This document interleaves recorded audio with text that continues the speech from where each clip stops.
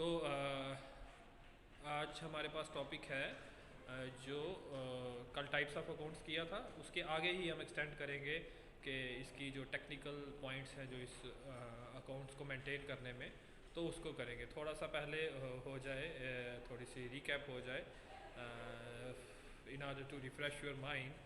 So I'll ask some questions related to the work we have already done. So students, please tell me, uh, what do you mean by personal account? Personal account का क्या मतलब होता है? हम्म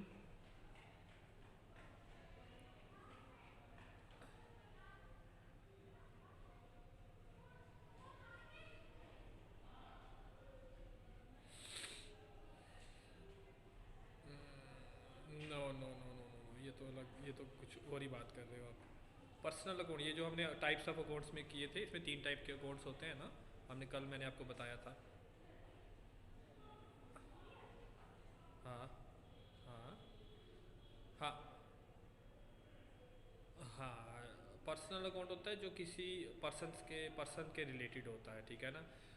उसमें हमने 3 किए थे। Natural person तो आ गया, बिल्कुल जो ह्यूमन बीइंग के रिलेटेड है, जो जो आदमी है उसका अकाउंट जब बनता है तो उसको हम नेचुरल पर्सन अकाउंट कहते हैं। आर्टिफिशियल पर्सन अकाउंट आ गया, जो कंपनीज वगैरह होती हैं, जो फ्लैश एंड ब्लड की नहीं बनी होते, जो नेचुरल ह्यूमन बीइंग नहीं होते हैं, आर्टिफिशियल ह्यूमन बीइंग होते हैं। तो वो आ गया हमारा आर्टिफिशियल पर्सनल अकाउंट। और उसके बाद हमारा जो था वो क्या था, रिप्रेजेंटेटिव पर्सनल अकाउंट, जिसमें हमने क्या किया, जिसमें क्या होता है कि the account which represents the person, like salary outstanding, wages outstanding, ये वाला किया था।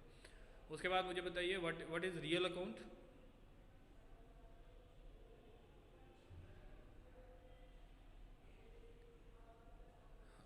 हाँ, real account deals with the assets, ठीक है ना। एसिड्स जो होते हैं उनके, जैसे cash account, stock account, machinery account, जो एसिड्स के रिलेटेड जितने भी अकाउंट होते हैं हम उनको रियल अकाउंट बोलते हैं। And finally what are the nominal accounts?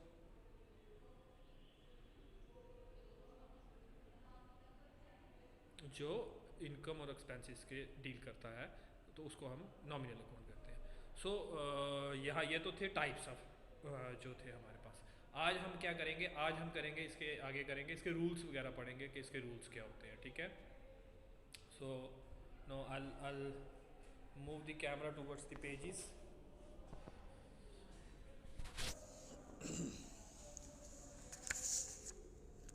आज हम इसके रूल्स करेंगे। कल मैंने आपको मीनिंग वगैरह बता दिया था कि मीनिंग क्या होता है, अकाउंट्स के टाइप्स कौन कौन सी होती हैं और इनका जो कंसेप्ट क्या होता है। तो हाँ, ये रहा। ये पेज दिख रहा है क्लियर सबको?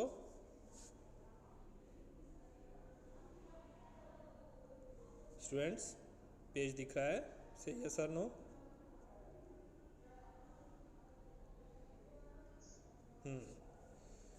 ओके। सो आज है, हाँ उससे पहले मैं जो आपको एक चीज़ बताना चाहूँगा। एक चीज़ होती है, वो होती है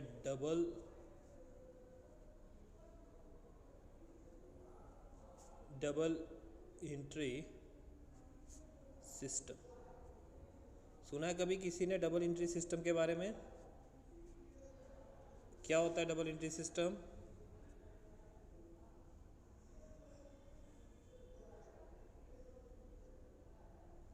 हाँ, डबल एंट्री सिस्टम का सबके लिए एक मैं बताता हूँ, जो हमारे पास सारे स्टूडेंट्स के लिए मैं एक चीज़ बताता हूँ कि डबल एंट्री सिस्टम एक अकाउंट्स को बनाने का एक तरीका है, एक एक एक एक वे है, एक प्रोसीजर है, एक सिस्टम है, ठीक है। इसको हम अडॉप्ट करते हैं अकाउंट्स प्रिपरेशन के लिए, ठीक है। जो अकाउंट्स बनाते हैं हम, उसमें एक सिस्टम लगता है जिसको डबल एंट्री सिस्टम कहते हैं। डबल एंट्री नाम से पता चल जाता है कि कुछ कोई चीज़ जो 2 बार रिकॉर्ड हो रही है, ठीक है। इसको बोलते हैं for every debit there is a credit. अगर कोई चीज़ कहीं से आई है तो उसके लिए कहीं उसके 2 इफ़ेक्ट होते हैं, 2 वे इफ़ेक्ट होता है कोई भी। अब डेबिट और क्रेडिट, आप इसमें कंफ्यूज ना होना। डेबिट और क्रेडिट सिर्फ अकाउंट की 2 साइड्स होती हैं, बाकी इसका कोई और मीनिंग नहीं है, ठीक है। जो हमारी जो लेफ़्ट हैंड साइड होती है उसको बोलते हैं डेबिट साइड किसी भी अकाउंट की, और जो राइट हैंड साइड होती है उसको बोलते हैं क्रेडिट साइड। ये पता है आपको? ठीक है, दो साइड्स होती हैं। आपको कोई पूछे डेबिट क्रेडिट का क्या मतलब है, आप बोलोगे they are the only the two sides of accounts. हाँ, इसके अंदर रूल्स अलग अलग हैं हर एक किसी को लेके, लेकिन ये होती दो साइड्स ही है, बाकी इससे ज़्यादा इसका कुछ नहीं है फंक्शन। ठीक है, तो जो आप लेफ्ट हैंड साइड डेबिट है और राइट हैंड साइड क्रेडिट है। ठीक है, तो डबल एंट्री सिस्टम बोलता है अगर कुछ डेबिट में होगा, अगर डेबिट में माइनस होगा तो क्रेडिट में माइनस या प्लस कुछ ना कुछ होगा, दोनों साइड इफेक्ट होती हैं। कोई भी ट्रांजैक्शन हो, कोई भी बिजनेस ट्रांजैक्शन हो, डेबिट साइड भी इफेक्ट होगी और क्रेडिट साइड भी इफेक्ट होगी। ठीक है, for every debit there is a credit. ठीक है, फॉर एग्जांपल हमने कुछ परचेज़ किया, कुछ किसी कंपनी ने कुछ परचेज़ की, गुड्स परचेज़ की। ठीक है, गुड्स परचेज़ की ₹50,000 की। ठीक है, so the company purchased the goods worth ₹50,000। Okay, so what will be the result of this transaction? The company will get goods। एक कंपनी है, उसको क्या मिला, उसने जब ये परचेज़ की गुड्स, उसको गुड्स मिली, उसको चीज़ें मिल गई। ठीक है, उसको चीज़ें मिल गई, लेकिन उसके पास आया, गुड्स आ गई, लेकिन उसके पास उससे कुछ गया भी तो है नहीं इन चीज़ों के लिए। उसको परचेज़ क्या गया है उससे? कैश चली गई है, कैश चली गई उससे, गुड्स आई, गुड्स इनकम और आउटफ्लो हो गई कैश। तो दो इम्पैक्ट हो गए, दो इफेक्ट हुए फॉर एवरी। मैं अब इसको ये नहीं बता रहा कि डेबिट कौन सी होगी क्रेडिट कौन सी होगी, वो मैं आने वाले टाइम में बताऊंगा, कंफ्यूज नहीं मैं करना चाहता आपको। अभी आप सिर्फ इतना याद रखिए कि टू वे इफेक्ट है। For every debit there is a credit. 50,000 की चीज़ें आई और 50,000 कैश चली भी गई, दो दो। तो इसी को बोलते हैं, इसी चीज़ को बोलते हैं, यही जो मैं अभी बात कर रहा था, यही जो दो इम्पैक्ट हुए एक चीज़ के, इसी को बोलते हैं double entry system. Double entry system में ये दोनों रिकॉर्ड करते हैं हम। ठीक है, सिर्फ ये नहीं करेंगे कि कंपनी के पास गुड्स आ गई और कैश को इग्नोर कर दें, ऐसा नहीं चलेगा। डबल एंट्री सिस्टम जो होता है वो टू वे जो इम्पैक्ट होता है ट्रांजैक्शन का, वो उसको रिकॉर्ड करता है। क्लियर है? सबको कम आ रही है या सिर्फ एक ही बच्ची को काम आ रही है? सबको कम आ रही है?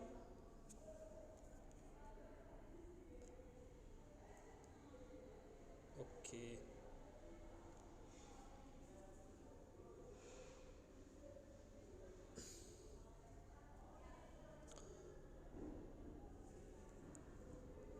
हाँ जी, अब आ रही है?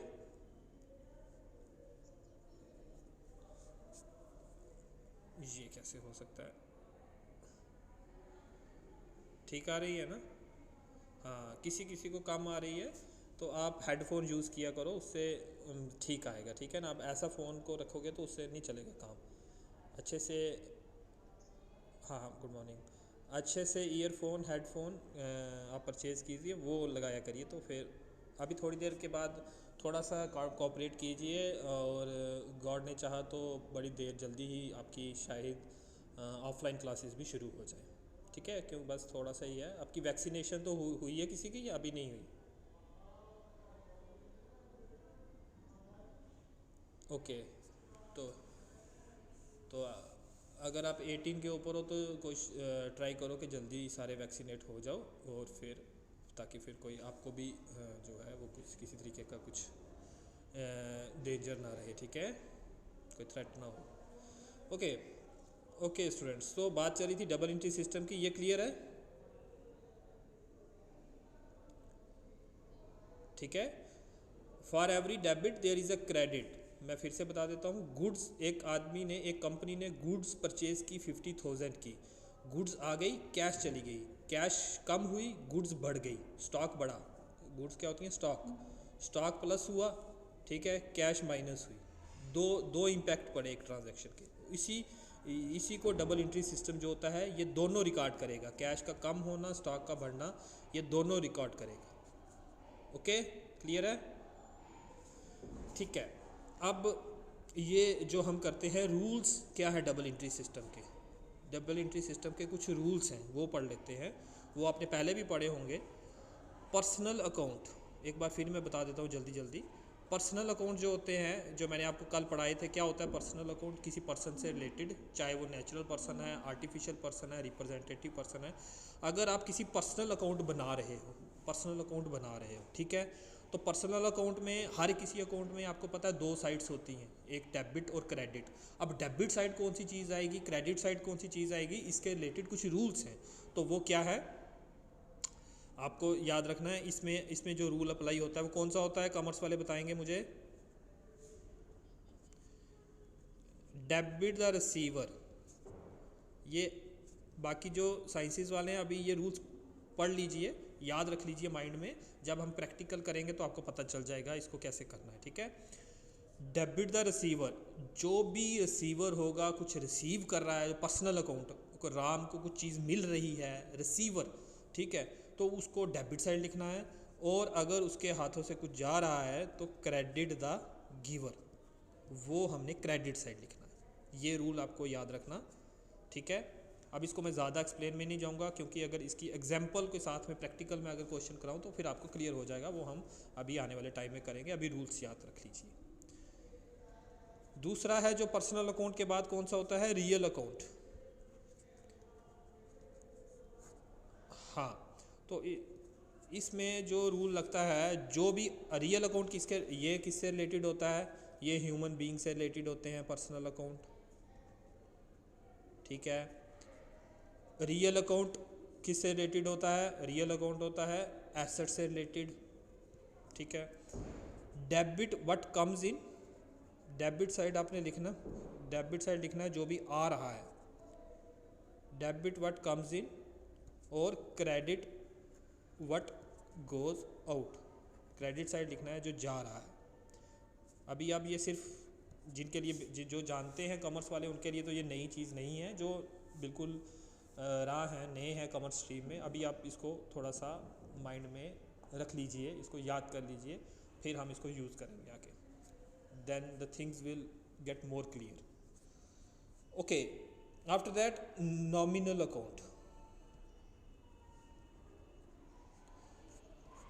इस आपने याद रखना कि नॉमिनल अकाउंट जो इनकम और एक्सपेंसेस से रिलेटेड होता है, ठीक है, रेवेन्यू या एक्सपेंसेस से रिलेटेड होता है, उसमें थोड़ा सा रूल डिफरेंट है। बाकी इन दोनों में रूल सेम ही है, ठीक है। डेबिट साइड ज़्यादातर हम जो चीज़ें इनफ्लो हो रही हैं वो लिखते हैं, और क्रेडिट साइड आउटफ्लो, इन दोनों अकाउंट्स के लिए। लेकिन यहाँ पे डिफरेंट है, यहाँ पे क्या है, debit the expenses and losses, जितने भी एक्सपेंसेस या लॉसेस हुए हैं उनको डेबिट साइड डेबिट कर दो, और credit the income and gains, और जितने भी इनकम या गेन्स हुए हैं उनको क्या कर दो, क्रेडिट कर दो। क्लियर है, ठीक है। तो अब मुझे बताएगा ये इन रूल्स को, इन रूल्स को कुछ बोलते भी हैं, पता है आपको क्या बोलते हैं? Very nice, very nice. इनको बोलते हैं गोल्डन रूल्स ऑफ अकाउंटिंग, ठीक है। ये आप याद रखिए, अगर आप किसी इंटरव्यू में बैठेंगे या किसी एग्ज़ाम में वहाँ कुछ पूछ लें तो ये फटाफट आपने बोल देने हैं या लिख देने हैं। इनको गोल्डन रूल्स ऑफ अकाउंटिंग भी बोलते हैं। पूरी अकाउंटिंग इन्हीं के पीछे रिवॉल्व करती है, ये अपने माइंड में। अब जो नए स्टूडेंट्स हैं जो साइंस नॉन मेडिकल या किसी भी स्ट्रीम से हैं, please please please go through these rules and try to have a clear idea of these rules. इनको आप लर्न कर लीजिए, अब आगे हम इसको यूज़ भी करेंगे, फिर आपको और पता चल जाएगा। अच्छा, अब आगे चलते हैं हम। अब देखिए, ट्रांजैक्शंस जो होती हैं, ट्रांजैक्शन मैंने आपको बताया था एक्सचेंज, ठीक है, कोई गुड्स एंड सर्विसेज का एक्सचेंज, मनी के बदले गुड्स का एक्सचेंज, ट्रांजैक्शन उसी को बोलते हैं, ठीक है। तो जो भी ट्रांजैक्शन होती है, अब हम ट्रांजैक्शंस को अब अकाउंट में क्या करते हैं, अकाउंट जब बनाते हैं उसमें क्या करते हैं, उसमें हम रिकॉर्ड करते हैं, ट्रांजैक्शंस रिकॉर्ड करते हैं, है ना, ट्रांजैक्शंस रिकॉर्ड करते हैं, ठीक है। अब बात शुरू सबसे पहले होती, कोई कंपनी ने कुछ सेल किया, कंपनी ने कुछ परचेज़ किया, कंपनी ने सैलरी दी, ये सारी ट्रांजैक्शंस हैं, ये सब ट्रांजैक्शंस हैं, ठीक है। अब हर एक ट्रांजैक्शन में 2 अकाउंट्स होते हैं, 2 अकाउंट्स, एक डेबिट है, एक क्रेडिट है। हमने उन टू अकाउंट्स को आइडेंटिफाई करना है, कौन सा डेबिट है कौन सा क्रेडिट है, और फिर उसको रिकॉर्ड करना है। ठीक है, तो दोनों अकाउंट्स को पहचानने का बड़ा भाई, सबसे पहले तो हमें ये देखना पड़ेगा कौन सी चीज़ डेबिट है और कौन सी चीज़ क्रेडिट है। यहीं पे सारी जो है हमारा जो है अकाउंटिंग जो प्रोसीजर है वो शुरू होता है।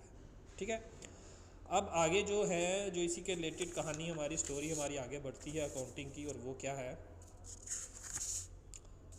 देखिए, वो है हमारे पास अकाउंटिंग इक्वेशन।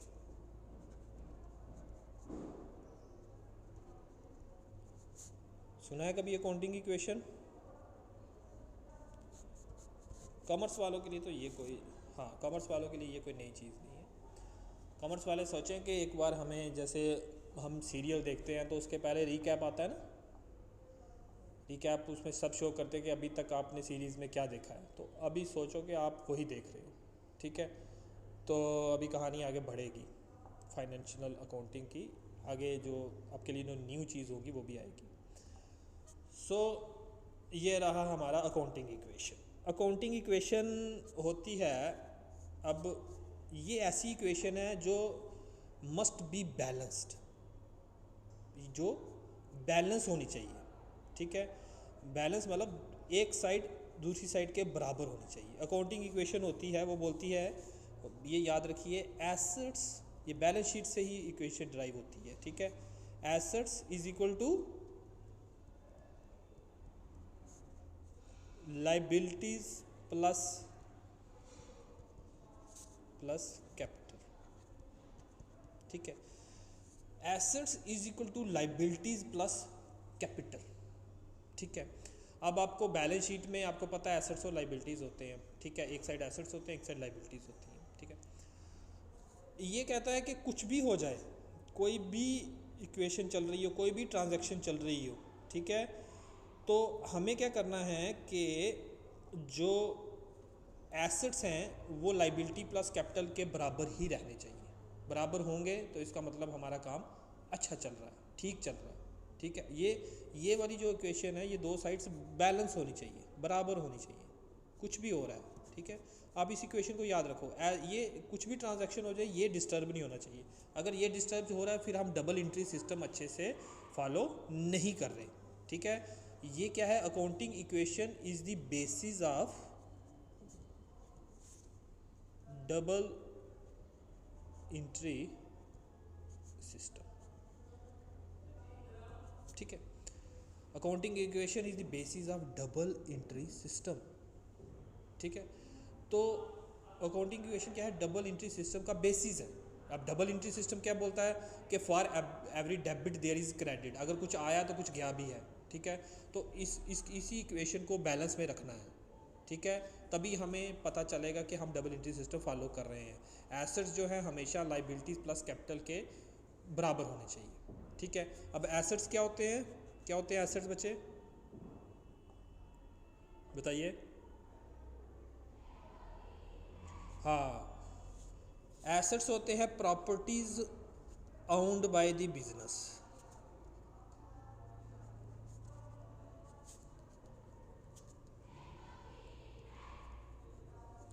ठीक है, properties owned by the business.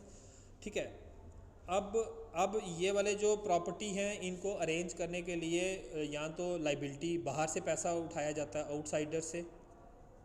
ठीक है, आउटसाइडर से लिए जाते हैं पैसे। ठीक है, या कुछ, ठीक है, यहाँ खुद का पैसा लगाया जाता है ओनर का। इसको, इन दोनों को इक्विटीज़ भी बोलते हैं। इक्विटी मैंने बोला था क्लेम अगेंस्ट एसेट्स, मैंने आपको डेफिनेशन समझाया था, क्लेम अगेंस्ट दी एसेट्स। तो यहाँ तो वो बाहर के आउटसाइडर इक्विटी होती है या ओनर इक्विटी होती है, क्लेम अगेंस्ट दी एसेट। तो अभी तक ज़्यादा कंफ्यूज नहीं होना, आप बस इतना ही याद रखोगे, assets is equal to liabilities plus capital. ये जो इक्वेशन जो होनी ही चाहिए, तभी हमारा डबल एंट्री सिस्टम, इसका मतलब अच्छे से चल रहा है, अदरवाइज़ हम डबल एंट्री सिस्टम अच्छे से फॉलो नहीं कर रहे। अब रूल्स ऑफ अकाउंटिंग इक्वेशन पढ़ लेते हैं। अब रूल्स ऑफ अकाउंटिंग इक्वेशन, अब अकाउंटिंग इक्वेशन को बैलेंस रखने के लिए कुछ रूल्स फॉलो होते हैं, वो कौन से हैं वो भी देख लेते हैं। देखिए, एसेट्स अगर एसेट्स को हम रिकॉर्ड कर रहे हैं तो उसके लिए क्या रूल है, इंक्रीज इन एसेट्स, ठीक है, ऐसे लिख देते हैं। मैं आपको कैसे समझाऊं, जस्ट अ सेकेंड, इसको भूल जाइए आप। एक साइड हम लिखेंगे डेबिट, एक साइड लिखेंगे इंक्रीज और एक साइड लिखेंगे हम डिक्रीज, ठीक है। एक साइड इंक्रीज, अगर एसिड को हम देख रहे हैं, एसिड्स हैं हमारे पास, ठीक है। एक स्टूडेंट है शायद अभी, तनीषा, तनीषा आप बार बार आ रहे हो, लीव कर रहे हो, क्या आपका कुछ नेटवर्क इशू है?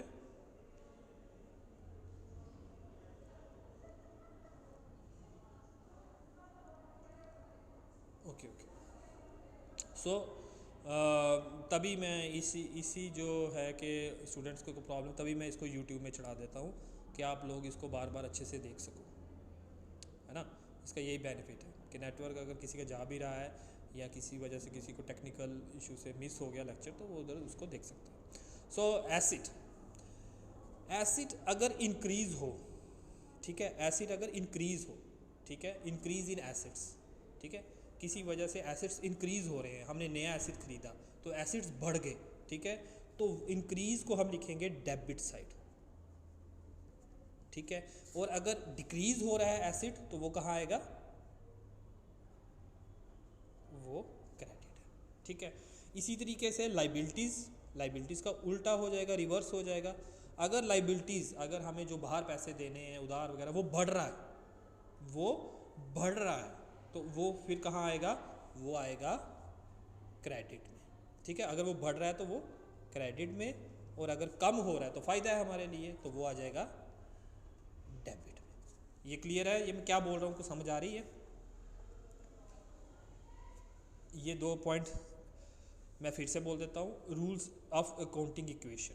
अभी आप सुनते रहिए, जब हम इसको प्रैक्टिकल करेंगे और क्लियर हो जाएगा। देखिए, एसिड इंक्रीज हुआ तो उसको करना है हमने डेबिट साइड, एसिड डिक्रीज हुआ तो वो आएगा क्रेडिट में। लाइबिलिटीज़ इंक्रीज हुई क्रेडिट, लाइबिलिटीज़ डिक्रीज हुई तो डेबिट। अब इन दोनों को हम पहले एक एग्जांपल से समझ लेते हैं, फिर ही आगे जाएंगे, नहीं तो ऐसे नहीं जाएंगे, ठीक है। अब देखिए, फॉर एग्जांपल अब हम उसकी बात करते हैं, जस्ट अ सेकेंड,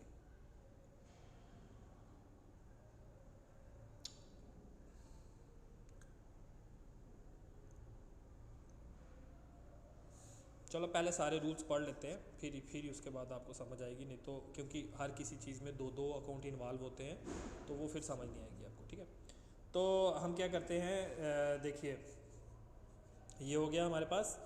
उसके बाद हमारे पास है कैपिटल। कैपिटल क्या होता है, जो अमाउंट इन्वेस्ट करता है ओनर, ठीक है।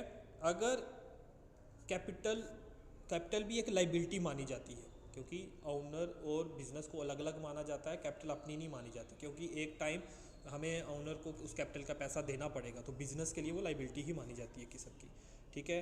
तो कैपिटल अगर इंक्रीज़ होती है, ठीक है, कैपिटल अगर इंक्रीज़ होती है तो वो क्रेडिट साइड लिखी जाएगी, क्रेडिट में आएगी, और कैपिटल अगर डिक्रीज़ होती है तो वो डेबिट में आएगी। क्लियर है?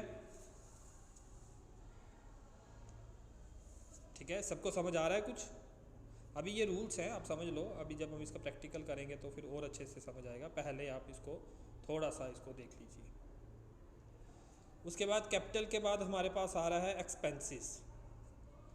देखिए, एक्सपेंसेस अगर इंक्रीज़ होंगे, एक्सपेंसेस अगर इंक्रीज़ होंगे तो वो आएगा डेबिट साइड, और एक्सपेंसेस अगर क्या होंगे, अगर डिक्रीज़ होंगे तो वो आएगा क्रेडिट साइड, ठीक है। Increase in expenses debit side और decrease in expenses credit side. इसके बाद प्रॉफिट या इनकम,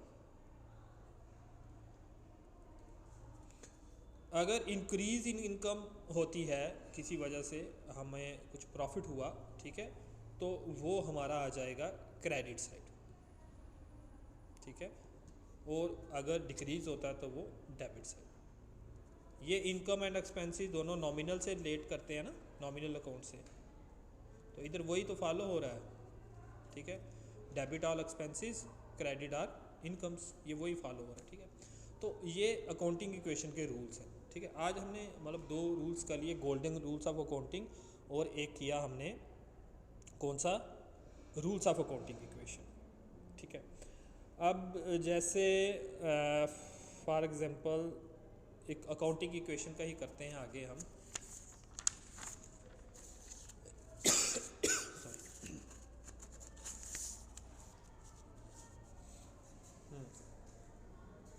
अकाउंटिंग इक्वेशन का ही करते हैं।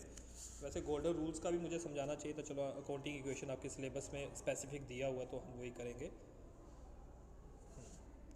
देखिए अकाउंटिंग इक्वेशन में जैसे एक इधर आपकी बुक में एग्जांपल ही है, तो वो उसी से शुरू करते हैं हम।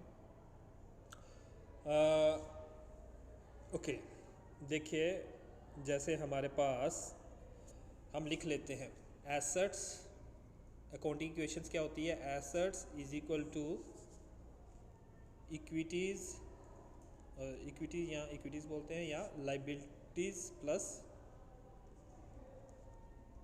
कैपिटल, यही होती है अकाउंटिंग इक्वेशन, ठीक है। Assets is equal to liabilities plus capital, ठीक है। अब फॉर एग्जांपल एक पर्सन है, ठीक है, कोई भी है, कृष्णा है उनका नाम, ठीक है। तो एक मिस्टर कृष्णा है, तो मिस्टर कृष्णा ने क्या किया,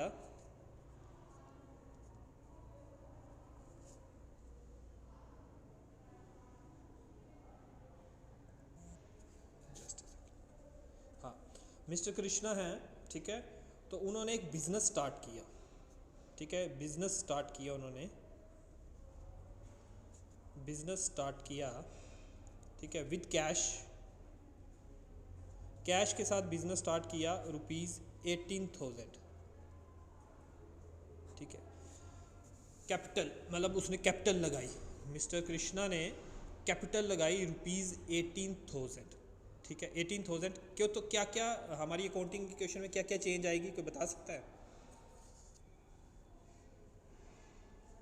देखिए देखिए एसेट्स में कैश प्लस, कैश क्या हुआ है, प्लस हुआ है, 18,000 इसमें कैश आया है, ठीक है।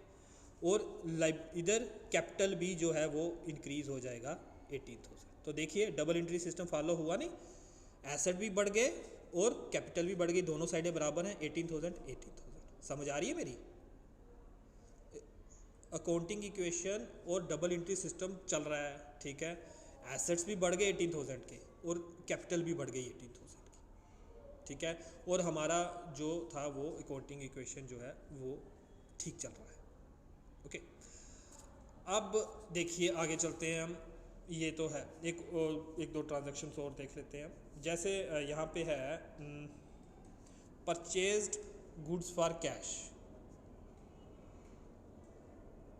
परचेज्ड गुड्स फॉर कैश कितने की है, ₹5,000,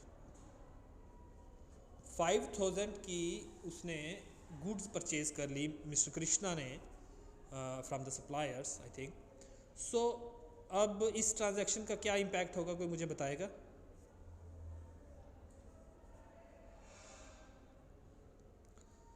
हाँ, परचेजेज अकाउंट तो हाँ ठीक है, इसमें क्या होगा, हाँ इसमें क्या होगा, जो हमारे पास ये ट्रांजैक्शन हुई है तो उसने क्या किया है, कैश में अच्छा ट्रांजैक्शन पूरी क्या है, कैश में उसने 5,000 दिया और उसने क्रेडिट पे जो है 2,000, चीज़ें जो खरीदी उसने, कैश उसने 5,000 दिया और क्रेडिट जो है 2,000, ठीक है। उसने बोला मैं 5,000 अभी दे देता हूँ, 2,000 मैं बाद में दूंगा।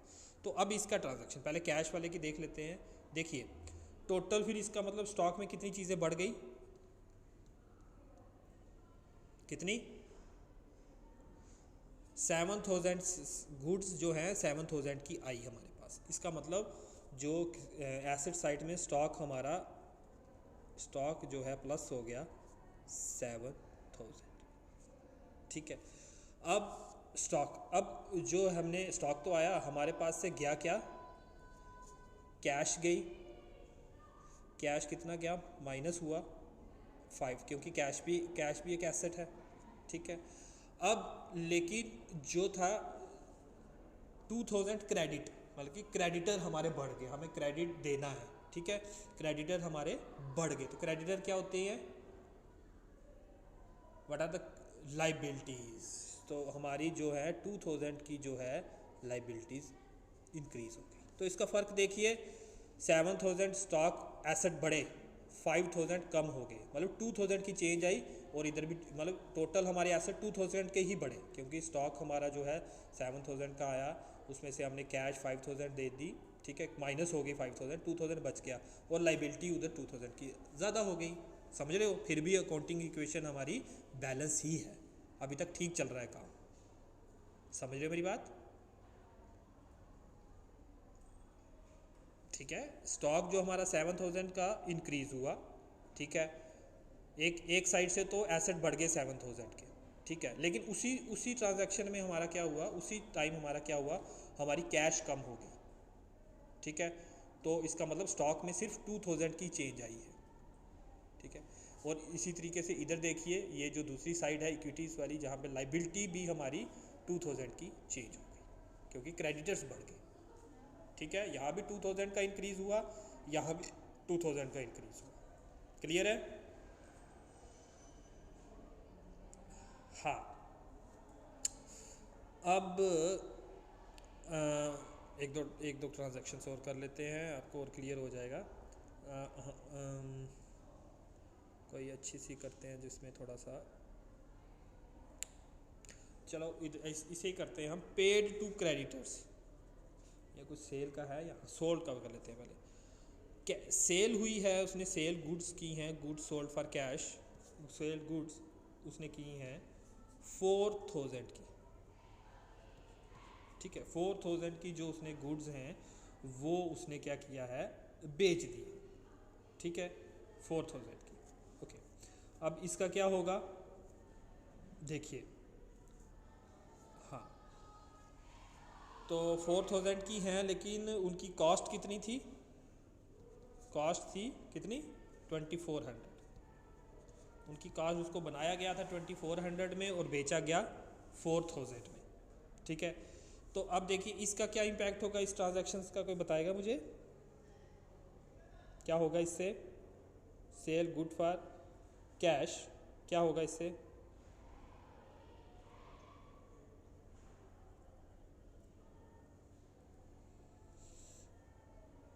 देखिए हुआ क्या इसके साथ साथ, ये हाँ, इसमें देखिए हमें तो जो प्रॉफिट हुआ है वो कितना हुआ है, कितना हुआ है, 1600, ठीक है।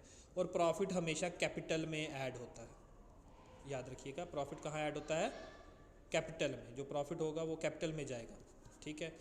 तो इससे क्या होगा, एक तो हमारी कैपिटल जो है वो बढ़ गई कितने की, 1600 की, ठीक है, क्योंकि 1600 का प्रॉफिट हुआ, और प्रॉफिट हमेशा कैपिटल में डालते हैं, ठीक है, एक ये हुआ।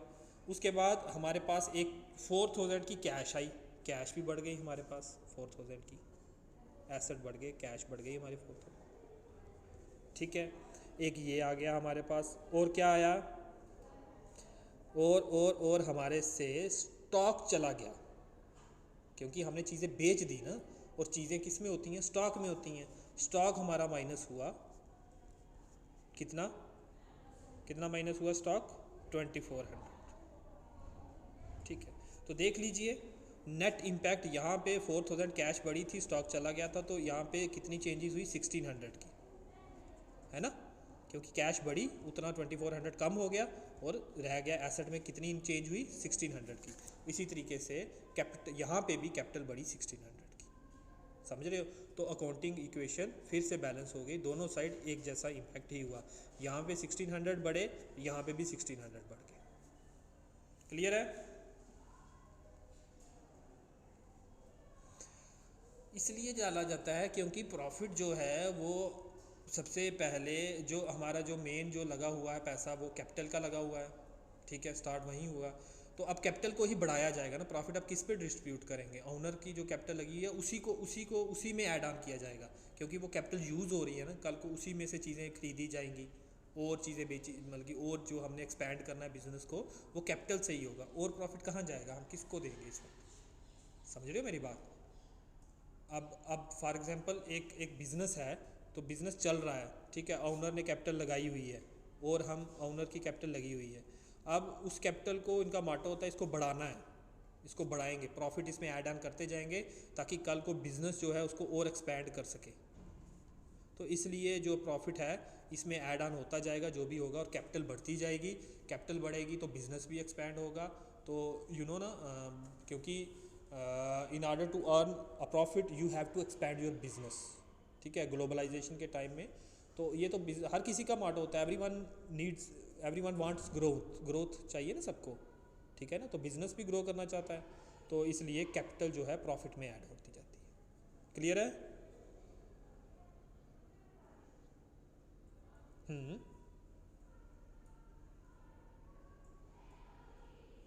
देखिए बच्चे, अब तो अगर तो बिज़नेस बहुत ज़्यादा प्रॉफिट में चल रहा है, ठीक है, बिज़नेस को बहुत फ़ायदा हो गया, उसके प्रोडक्ट जो हैं, उसके उसके प्रोडक्ट बहुत अच्छे सेल हो रहे हैं, बड़ी डिमांड में हैं, तो अब मार्केट कंडीशंस में होता है, फॉर एग्जांपल उसने 10 रुपये का शेयर लिया था, 10 रुपये लगाए थे, तो मे भी हो सकता है मार्केट के आज उस कंपनी की वैल्यू बढ़ गई है, तो आज की डेट में उस शेयर की क्या वैल्यू है, 10 का वो 15 में हो गया, तो उसको 5 रुपये ज़्यादा मिलेंगे। समझ रहे हो मेरी बात? अभी की मार्केट कंडीशन अभी की क्या चल रही है, ठीक है, फॉर एग्जांपल मैं कहीं पढ़ रहा था, आई वाज रीडिंग समवेयर कि एप्पल के शेयर्स अगर किसी ने 2010 में या 2000 में किसी ने ख़रीदे होते 50,000 में, तो आज उसकी, उस बंदे की, उस शेयर होल्डर की नेटवर्थ जो करोड़ों में होती, करोर्स में होती उस शेयर्स की वैल्यू, ठीक है, क्योंकि वो स्टार्टिंग में कंपनी थी तब लोगों का इतना बिलीव नहीं था। आज यू कैन सी के everyone is using iPhone, ठीक है, for someone it's a dream phone. So उनकी शेयर्स की वैल्यू इतनी हाई हो गई, इतनी बढ़ गई, तो आज वही है, फिर जैसा प्रॉफिट होगा शेयर होल्डर्स को उतना ही पैसा मिलेगा, ठीक है। ये ज़रूरी नहीं है कि जितने पे शेयर लिए हैं उतना ही देने हैं, फिर कोई इन्वेस्ट ही क्यों करेगा। आप बैंक्स में पैसा क्यों लगाते हो, बताओ क्यों लगाते हो, बैंक्स में पैसा क्यों जमा कराते हो, बताओ, इंटरेस्ट पड़ता है ना। हाँ, तो अब इन्वेस्ट तभी कोई करेगा जब उसको कुछ बढ़ के मिलेगा, कुछ उससे ज़्यादा मिलेगा, सेम में तो कोई नहीं करेगा ना, तो इसलिए, ठीक है, I think.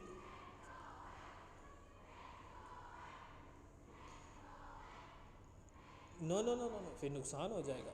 Share market and investment, आपने आपने आपने एड्स नहीं सुनी कि mutual funds are subject to market risk, है ना, please read the conditions carefully. कोई भी स्टॉक के रिलेटेड, कोई भी कुछ ही किसी के रिलेटेड कोई ऐड आती है तो जल्दी जल्दी बोलते हैं ना, ठीक है, तो उधर लिखा होता है कि वहाँ पे बोला होता है कि ये मार्केट रिस्क पे है, अगर क्या पता मार्केट बैठ जाए, उस कंपनी का जो है वो प्रॉफिटेबिलिटी कम हो जाए, वो कंपनी फेल हो जाए, तो आपको आपके शेयर भी डूब जाएंगे। रिस्क तो बहुत है, रिस्क तो है, लेकिन यू नो ना, प्रॉफिट और रिस्क, जहाँ जितना ज़्यादा रिस्क होता है वहाँ प्रॉफिट उतना ज़्यादा हाई होता है ना।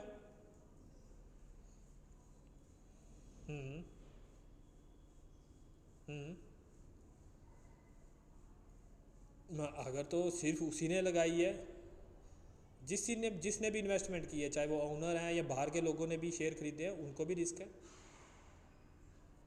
ठीक है ना, सबके लिए रिस्क है। अगर बिजनेस डूबेगा तो सबका पैसा डूबेगा, अकेले का नहीं डूबेगा, ठीक है ना।